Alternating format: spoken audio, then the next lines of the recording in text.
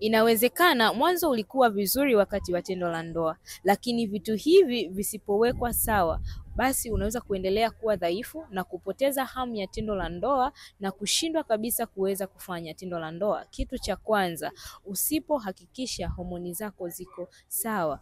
Ukiwa na mvurugiko wa homoni, utajikuta unapata hali kama vile hedhi zako kuruka, kupoteza hedhi zako, au kukuta unapata hedhi kama matone. Hali hiyo inaweza kufanya ukapoteza kabisa hali yako na uwezo wako wa kuweza kushiriki tendo la ndoa. Kukosa ute ni kitu cha pili ambacho kinaweza kukufanya wewe mwanamke ukashindwa kabisa kuweza kufanya tendo la ndoa na kupoteza hamu ya tendo la ndoa. Ikiwa wewe ni mkavu, huwezi ukapata hamu ya tendo la ndoa kwa sababu utakuwa unapata maumivu makali sana. Lakini kitu cha tatu ni maambukizi ya bakteria wabaya. Ukiwa na maambukizi unapata maumivu wakati wa tendo la ndoa, hivyo inakuwa ni ngumu kwako kuweza kushiriki tendo la ndoa kwa furaha na amani. Usiendelee kuteseka tena, kwa kuwa Dr. Helen nayo program maalum ya kuwasaidia wanawake ambao wamekuwa na changamoto hizo. Nitafute kupitia namba yangu hapo kwa bio ili niweze kukusaidia.